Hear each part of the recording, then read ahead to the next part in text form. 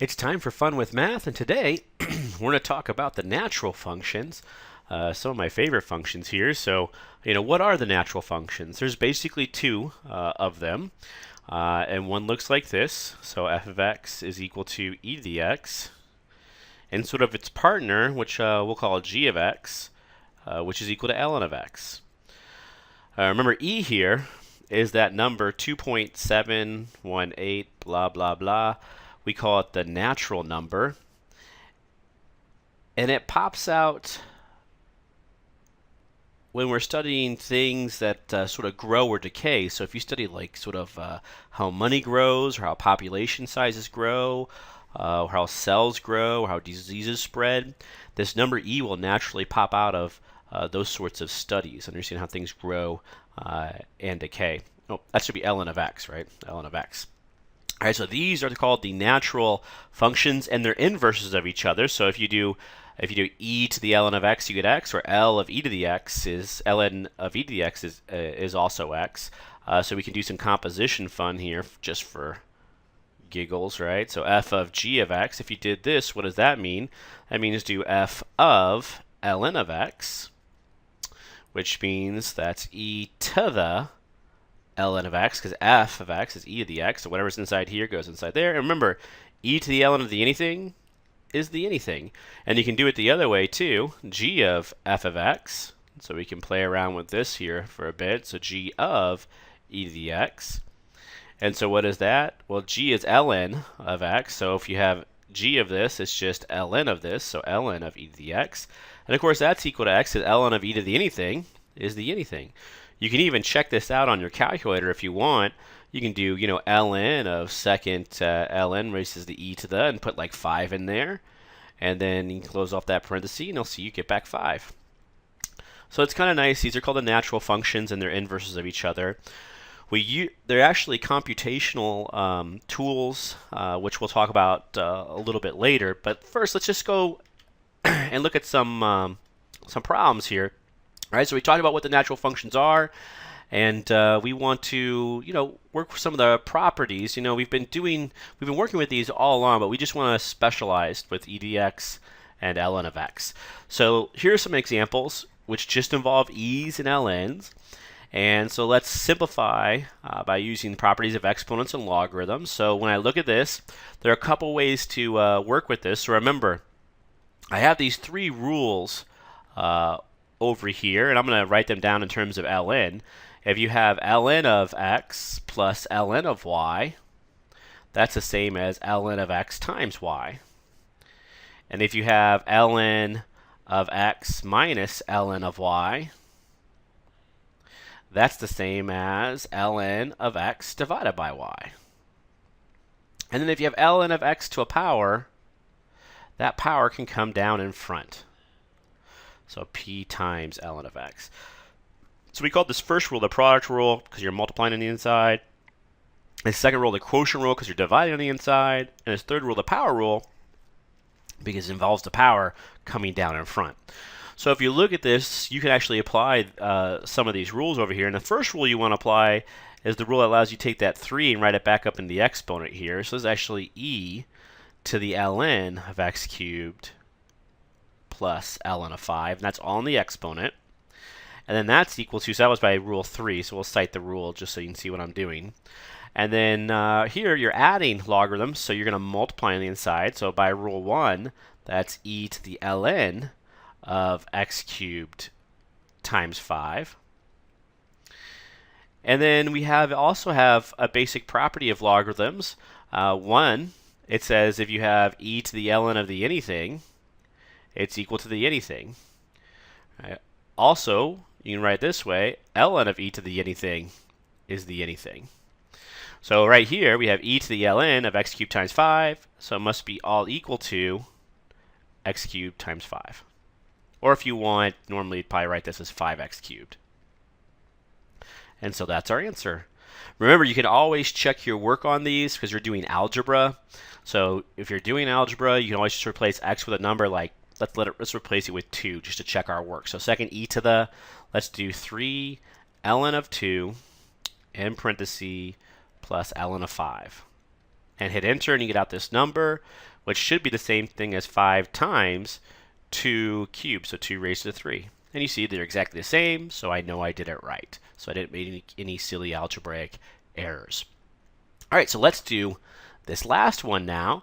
So on here, we have to figure out what this is equal to. How can we simplify this? And again, we're going to go through these rules. So here, I'm dividing.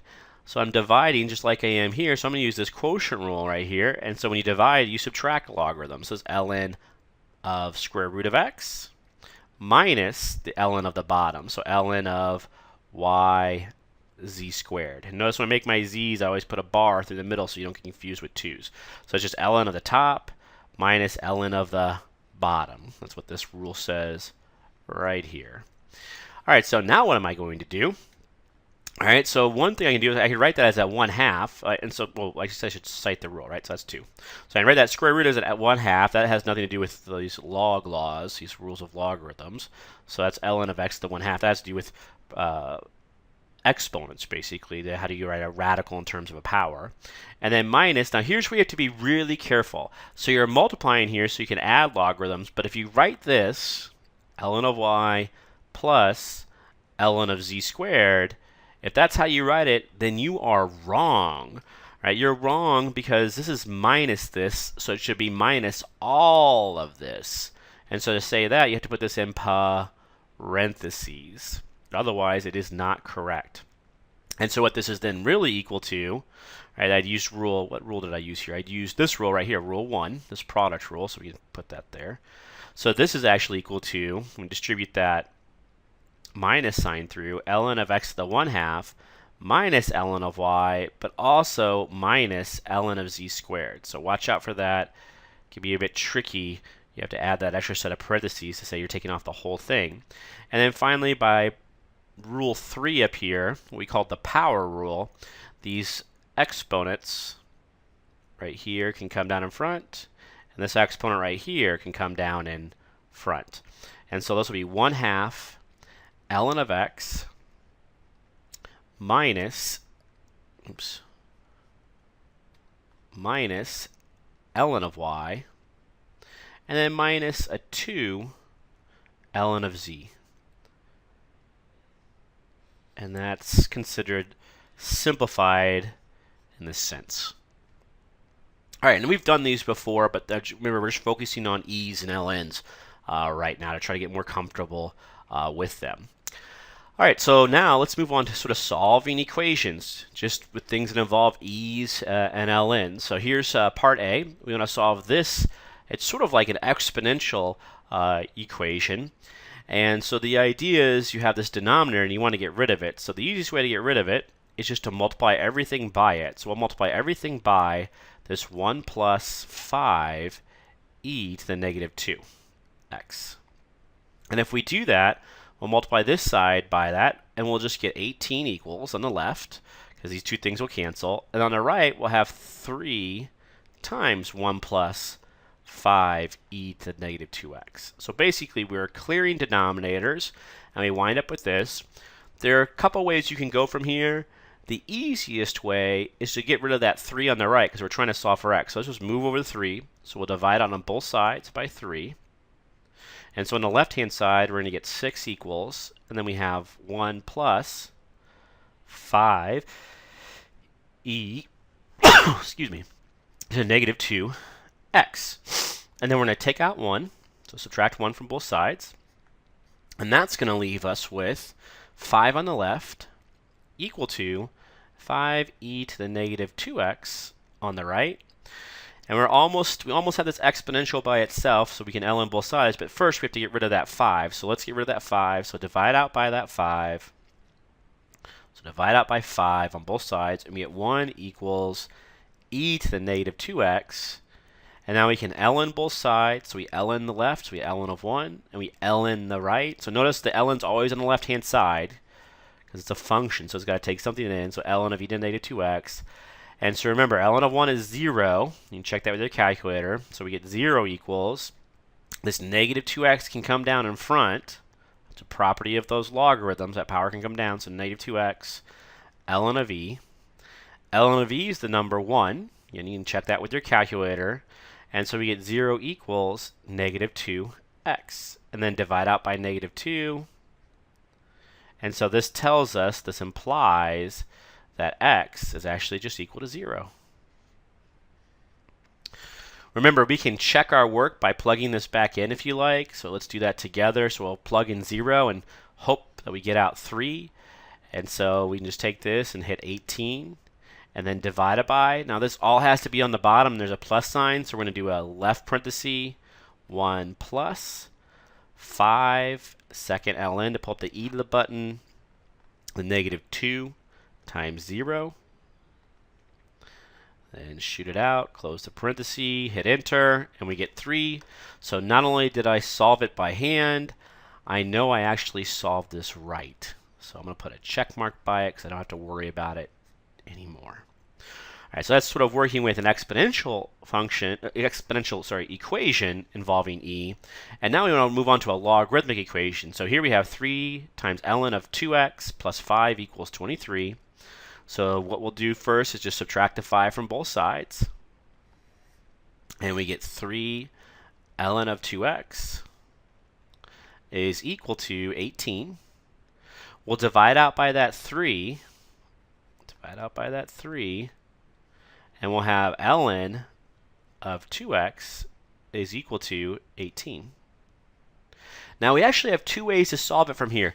We can actually, we do what the log says, there's a little e here, and say e to the 18 is 2x. Or sometimes you guys like just to say, I'm going to just do the inverse. So what's the inverse of ln? It's e to the, so really just do e to that side and e to that side. And remember, e to the ln of the anything is the anything. So e to the ln of 2x is really just 2x. So 2x on the left is equal to e to the 18.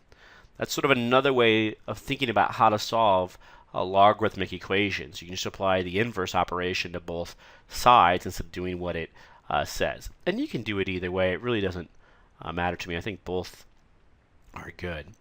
And so then you can divide out by 2. And so we get our x equal to e to the 18th divided by 2. And that's our answer.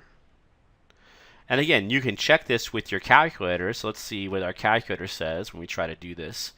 So you have 2 or 3 ln, oops, I missed that 3 again. So 3 ln of 2 times, and then second ln, 18, kick it out, divided by 2, that was my x, in parentheses, and then add 5. Let's see what it says. It says 59.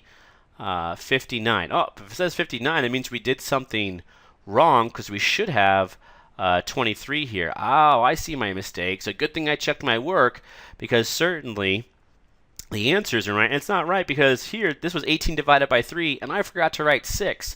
So I need to go back and correct my mistake here. So let's correct my mistake. So instead of 18 here, I'm going to delete all that.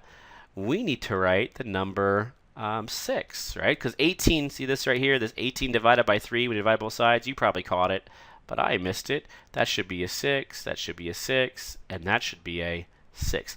Now, I can go back, hit second entry, and clear out that 18. So I'll delete that 18 out of there. And I'll just put a 6 and hit enter. And now it's 23. And now I can check it off because now I know it is definitely right. So it's always important to check your work. We're always going to make some sort of silly mistake because we're doing things by hand and we're prone to make errors. But as long as you check your work, you should find it.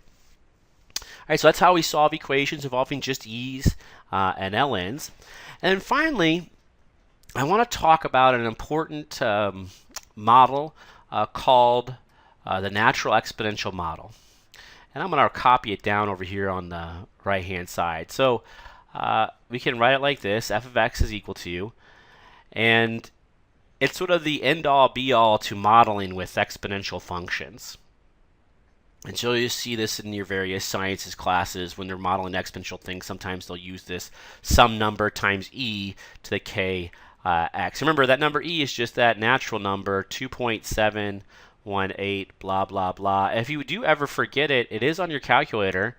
If you hit second And then in this case, by my divides, it plugs out e, and I'll tell you kind of what it is. You can also hit second ln and pop a 1 in there, and I'll give you the same answer. So 2.718281828, on and on forever and ever, never actually repeating, because it's an irrational number. All right, so this is called the exponential model, and of course c is called the initial value. So this c right here we call the initial value, like we have before. So initial value. And then k is actually something a little bit different. We haven't seen k before, but it's called down here, if you want, the continuous growth or decay rate, depending on whether you're growing or decaying. So this is called the continuous growth or decay rate, depending on whether you're growing or decaying.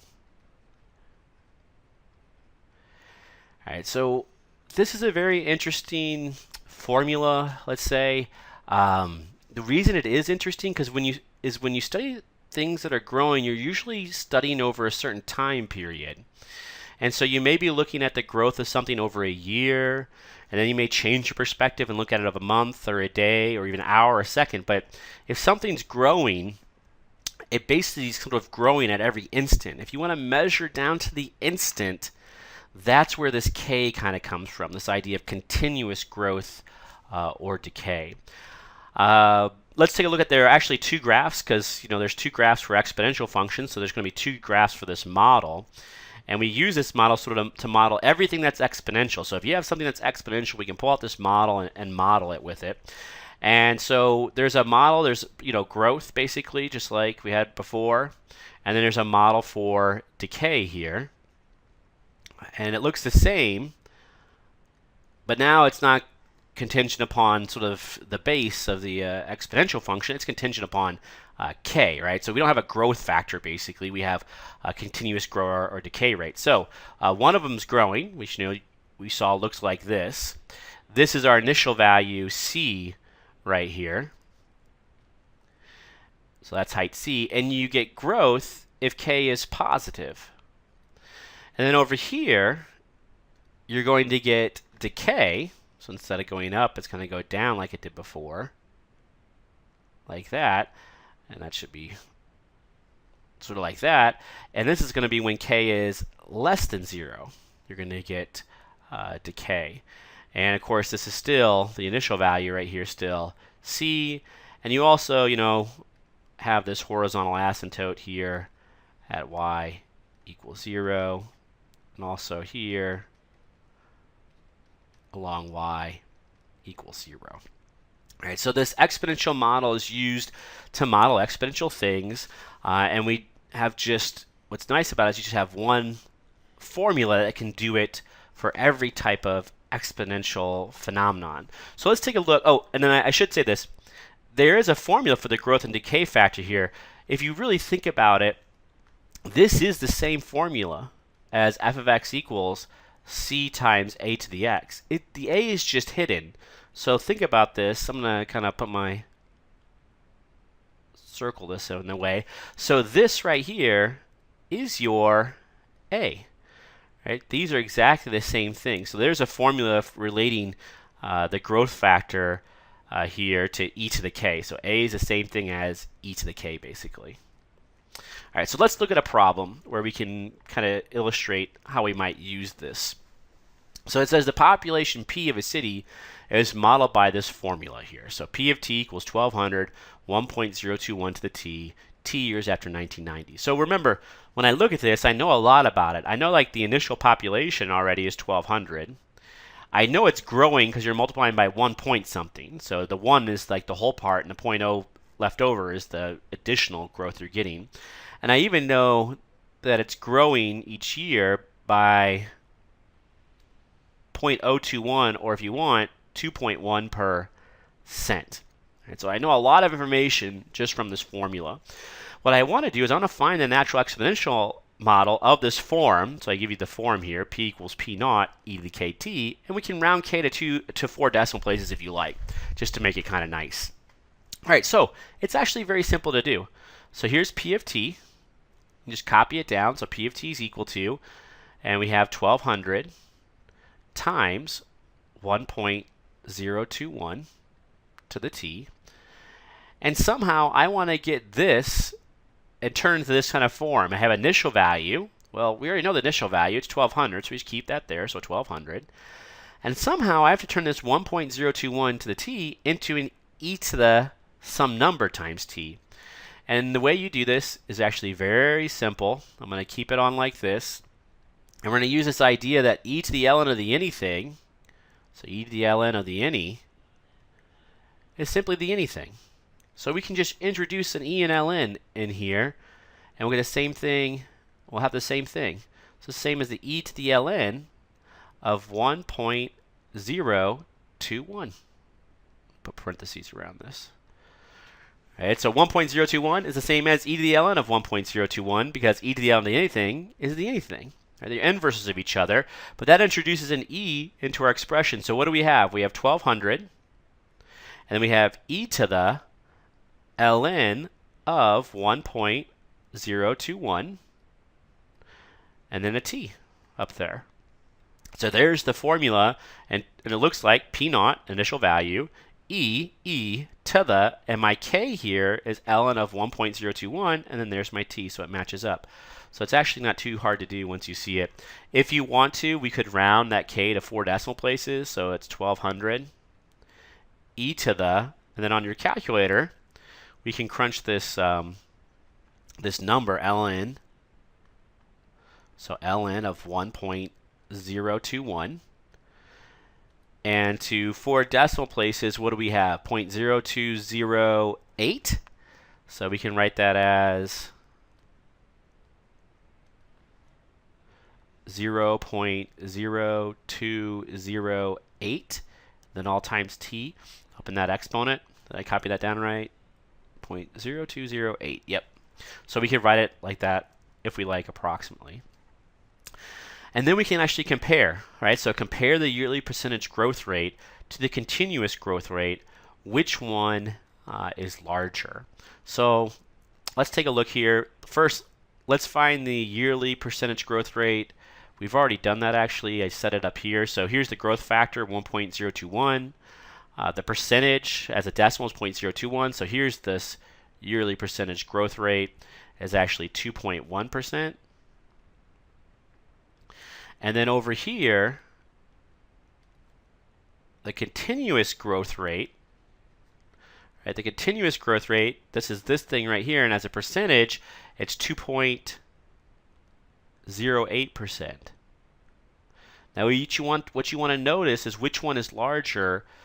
It's always going to be the yearly percentage growth rate, right? So in this case, it's the yearly percentage growth rate. This is sort of a small detail. We'll talk a little bit more about it later. But the idea is that this is sort of the growth, how it's growing continuously, whereas this is how it's growing sort of yearly. And so it's always going to be a little bit smaller because the idea is if it's growing continuously, you get more growth off that continuous growth that sort of compounds throughout the year. And that's sort of the idea. All right, so now we want to use this natural exponential model to estimate the population size in 2015. So basically, now that we have the model, we're going to use it to do stuff. All right, so when we use it to do stuff, we're going to use this rounded version right here. And so we'll have P of, and so in this case, in 2015, we're trying to find, basically what the population will be after a certain time period. Now, you have to be a little bit careful because you can't plug in 2015. This starts in 1990, so my t value here is actually 25. 10 years gives us to 2000, and 15 years later, 2015. So you want to find P of 25 using this new sort of exponential model we found. So this will be basically approximately equal to, if we use our approximate model, 1200 e to the 0.0208, and then you put a 25 up there. And so then this is going to be equal to, you take out your calculator, and we got to crunch it on our calculator. So second ln oh, I need 1200 first. So 1200, and then second ln to pull up the e to the, and then we have 0.0208, and then times 25 up there, and then hit enter. And we'll just round to the nearest person. So it looks like 2018 people. So on here, we'll write down not equal to, but approximately now. So approximately 2018 people. So that's how many people will be in the city approximately in 2018 if the growth continues at this sort of 2.1%. And finally, you want to use the natural exponential model to estimate the doubling time for the population. So when you talk about exponential growth, there's a doubling time. So you have to ask yourself, what do you mean by a doubling time? A doubling time is just simply the time it takes for the thing to double. So right now the population's at 1,200. Doubling will put it at 2,400. So the idea is you take 2,400 and you set it equal to your formula. And we're going to use, again, this sort of exponential model we found, this natural exponential model we found right there. So this is going to be equal to 1,200 e to the 0.0208 with a t there. And so now to solve this exponential equation, we got to first get rid of that 1,200. So we're going to get rid of the 1,200 first. So divide both sides by 1,200. On the left-hand side, you're going to be left with a 2. So you have a 2 equals. And on the right-hand side, you have an e to the 0.0208 with a t up there. And then we'll ln both sides. So ln the left, and we'll ln the right. Notice ln always goes on the left-hand side. And we get what? We get ln of 2 is equal to, the reason we ln both sides is because this exponent can come down in front. So that exponent, which is 0.0208 t, then times ln of e. Of course, ln of e is the number 1, so we can just drop it off. And so we're going to get our t equal to, so this t is going to be equal to ln of 2 divided by 0.0208, which is approximately, on our calculator we can crunch this, this is ln of 2 divided by 0.0208. And so it's approximately 33 years. We'll just round to the nearest year. So here it's approximately 33 years.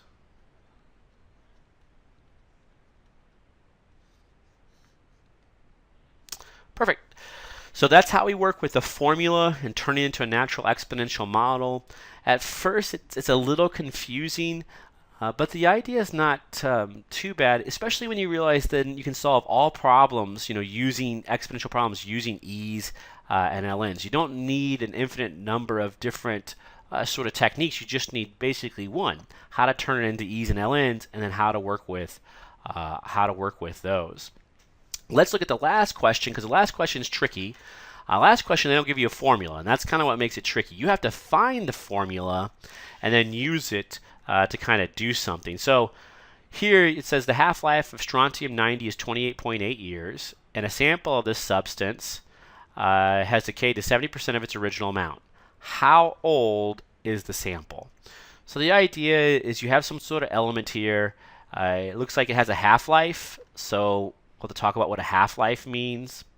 But basically, it's the same as a doubling time, but when something's decaying. So you have some sort of element, it's decaying every 28.8 years, half of it goes away basically, it turns into something else. And the substance has decayed to 70% of its original amount, so you want to figure out how old it is. Let's just draw a picture. So always with word problems, I always like to have a picture. So the idea is you have this sort of substance here, this sort of strontium-90, I always call it ST90. And what happens is that after 28.8 years, what happens is half of it's going to be gone. Right? So you're only going to have a half of this stuff left. Right? So right now, let's do this in red maybe. Right now you have a bunch of strontium-90, who knows how much. But after 28.8 years, there's not much left. There's only half of it left, let's say. That's what it says.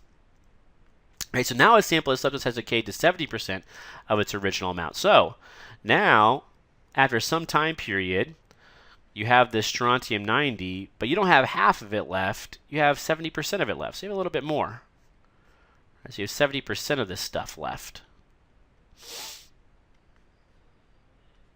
So 70%.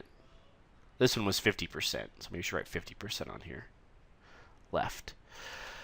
All right, and you want to find how old the sample is. So what's t? T is equal to some question mark. That's what you're looking for. So find t. So that's the picture part.